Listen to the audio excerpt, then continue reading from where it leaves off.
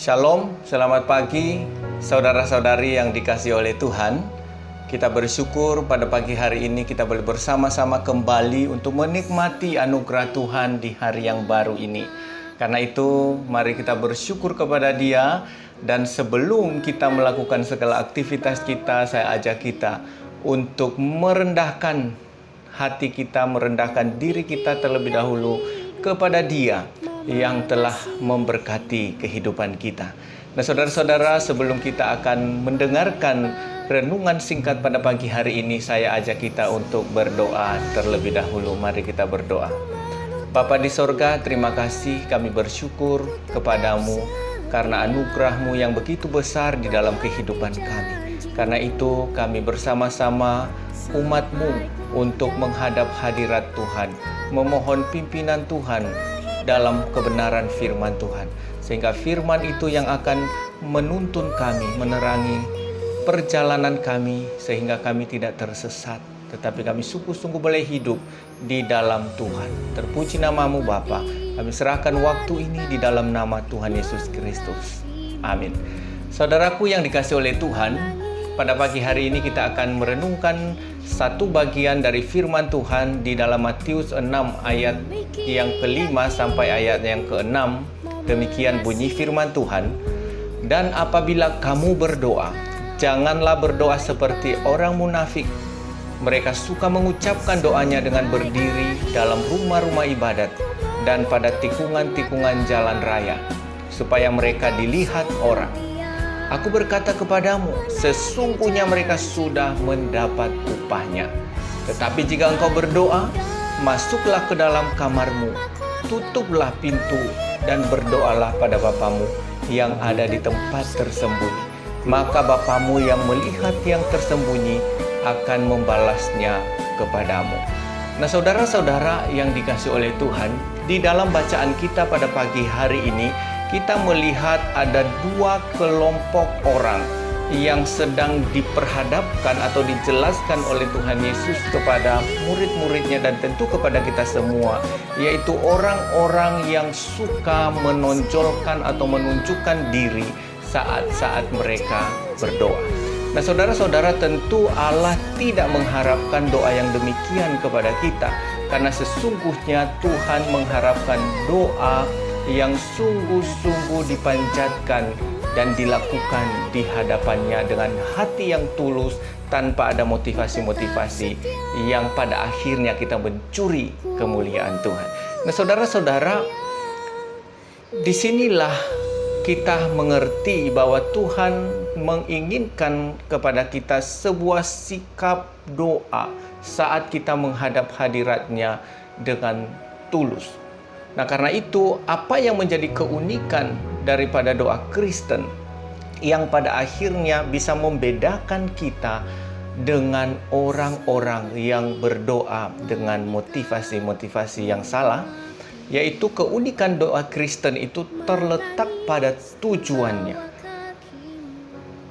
Tujuan daripada doa Kristen itu bukan untuk mendapatkan upah, tetapi untuk menerima anugerah Tuhan. Nah, saudara-saudara yang dikasihi oleh Tuhan, harus kita sadari bahwa ketika kita berdoa, ketika kita bersaat teduh, itu hanyalah sebuah sarana untuk kita dapat menikmati anugerah dan pimpinan Tuhan. Nah, karena itu saudara-saudara, waktu kita bersaat teduh, waktu kita berdoa, baik di pagi hari, siang hari, atau malam hari, kita harus mengkhususkan diri, saudara-saudara, karena kita sedang membangun sebuah hubungan pribadi dengan Tuhan. Nah, membangun hubungan pribadi ini, saudara-saudara, bukan sedang mengosongkan pikiran, tetapi justru waktu kita sedang berdoa atau bersaat teduh di hadapan Tuhan, kita sedang mengisi pikiran kita dengan firman Tuhan. Jadi pikiran kita tidak pasif, tetapi pikiran kita harus aktif. Artinya saudara-saudara, bahwa kita membutuhkan konsentrasi penuh ya terhadap bagian Alkitab yang kita baca, yang kita renungkan, sehingga melalui bagian Alkitab yang kita baca itu kita melihat dengan jelas apa sesungguhnya yang Tuhan katakan kepada kita melalui firman-Nya. Nah, saudara-saudara, dengan demikian atau dengan melakukan hal ini, maka kita mengizinkan Tuhan berbicara kepada kita secara pribadi. Maka ketika kita mengizinkan Tuhan, Roh Kudus akan memimpin kita, menerangi pikiran kita, sehingga kita dapat mengerti dan menerima kebenaran itu yang dapat membawa perubahan di dalam hidup kita. Nah, saudara-saudara, ada berapa banyak di antara kita yang membaca, merenungkan firman Tuhan bahkan setiap saat, tetapi tidak pernah membawa perubahan dalam hidup. Karena apa? Karena mereka tidak pernah membiarkan Tuhan memimpin hidup mereka. Mereka hanya melakukan itu untuk mau meminta sesuatu bagi diri mereka. Mereka mencoba mengkhususkan diri hanya untuk kepentingan diri sendiri.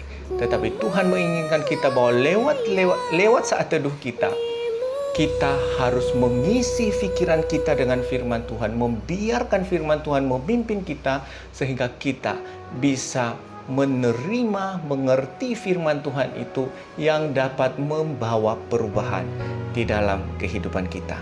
Nah, karena itu saudara, setiap kita bersaat teduh di hadapan Tuhan, itu bukan hanya sekedar untuk menampilkan atau menunjukkan diri bahwa aku ini loh rajin berdoa, aku ini rajin bersaat teduh. Tidak, saudara-saudara. Yang terpenting adalah bagaimana melalui saat teduh itu kita membangun hubungan spesial yang begitu intim, yang begitu rahasia dengan Tuhan.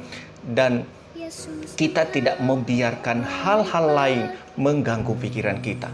Maka di dalam ayatnya yang ke-6 tadi, saudara-saudara, kita melihat dikatakan masuklah dalam kamar dan kunci pintu. Itu artinya kita mengkhususkan diri dan tidak membiarkan hal-hal lain mengganggu pikiran kita. Nah, saudara-saudara, selama Anda bersaat teduh, seberapa spesialkah hubungan saudara dengan Tuhan yang Anda bangun setiap hari? Atau masihkah saudara membiarkan orang-orang atau apapun mengganggu pikiran saudara, sehingga jam-jam doa saudara seringkali diganggu oleh hal-hal itu? Saudara, marilah kita mulai hari ini membangun saat teduh yang spesial di hadapan Tuhan, agar melalui saat teduh itu kita dapat menikmati firman Tuhan, menikmati anugerah Tuhan yang akan terus berbicara kepada kita, sehingga perjalanan hidup kita boleh selalu berjalan di dalam damai sejahtera Tuhan. Kiranya firman Tuhan ini boleh memberkati kita. Mari kita berdoa. Bapa di sorga, terima kasih kami sudah menyelesaikan renungan kami pada pagi hari ini.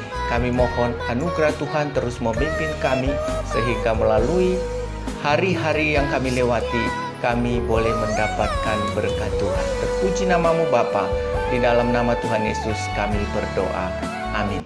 Saudara-saudara, demikian saja renungan pada pagi hari ini. Selamat beraktivitas, selamat berjuang, dan ingat saudara-saudara, ketika Anda bekerja, jangan lupa menggunakan masker dan juga menerapkan pola-pola hidup sehat, sehingga saudara dan saya boleh terpelihara di dalam Tuhan. Amin.